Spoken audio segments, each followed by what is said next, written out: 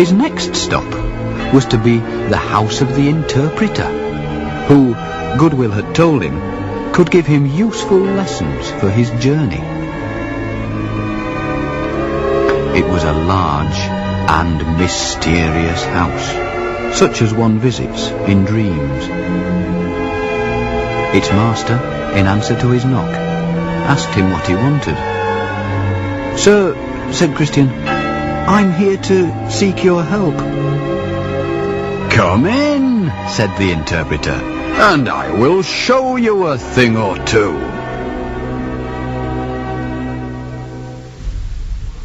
First, he led him into a parlour, which was full of dust, because it was never swept. So the interpreter called for a serving maid to sweep it. But the dust began to fly, and Christian began to choke. Never had he seen such dust, and he groped around blindly. Then he heard the interpreter telling the maid, "Bring hither water and sprinkle the room." And all at once the dust had cleared, and the maid was sweeping it up with pleasure. "This parlour," said the interpreter, "is the soul of a man clogged with the dust of sin. But see how easily, by God's grace, it can be cleansed." Next, he led Christian into another dark room, where there sat a man in an iron cage. He sat motionless, with his eyes looking downwards, and his hands folded together. "Who's this?" asked Christian. "Talk with him and see," said the interpreter. "I was once a flourishing professor," said the man, "both in my own eyes and also in the eyes of others. I was on my way, as I thought, to the celestial city, and I was confident of getting there, but I failed to keep watch. I followed the pleasures of the world, which proved to be an empty bubble. And now I'm shut up in this cage, a man of despair who can't get out." No further explanations were given. No one said who put him there, but the interpreter whispered to Christian, "Bear well in mind what you have seen."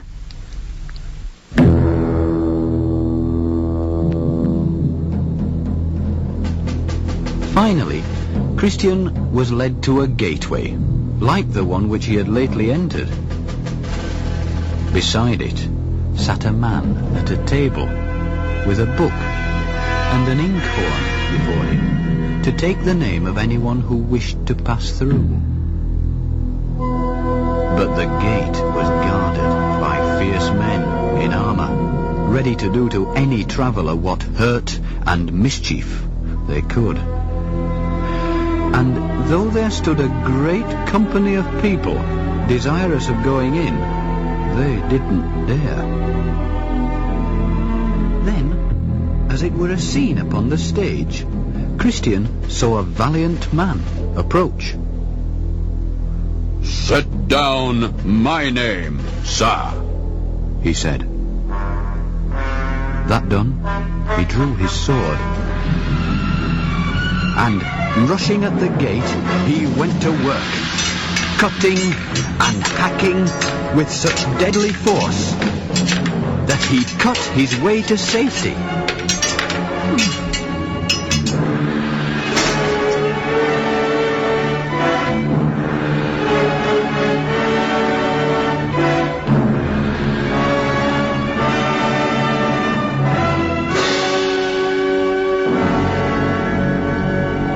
"I think I know the lesson of this," said Christian triumphantly, as he resumed his journey.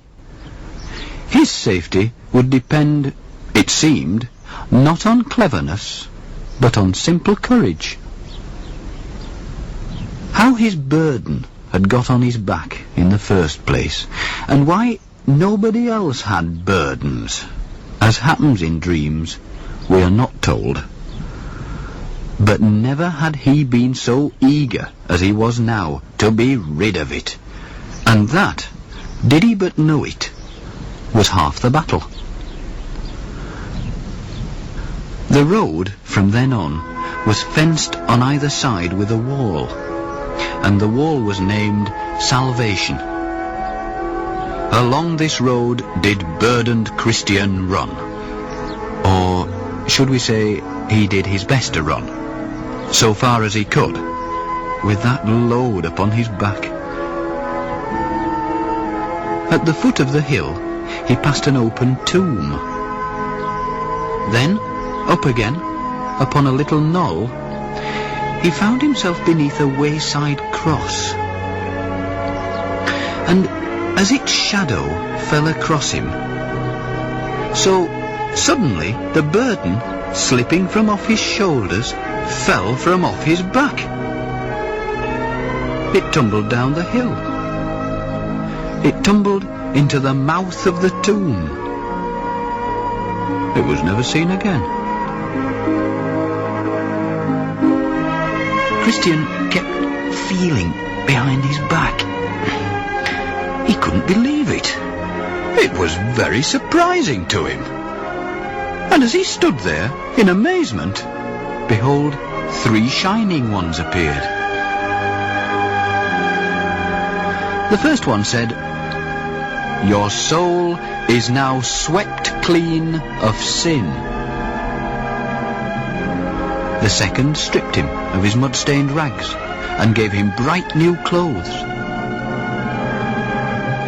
The third one handed him a parchment.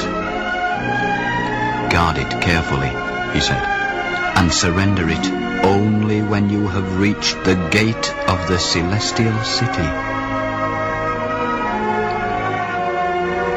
Great dangers lay ahead of him, but for the moment he was light as air. So Christian gave 3 leaps for joy and went on, singing.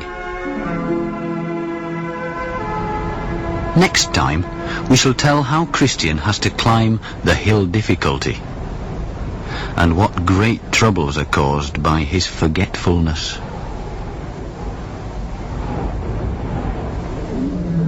And we shall see if he'll evade the lions lying in wait for him.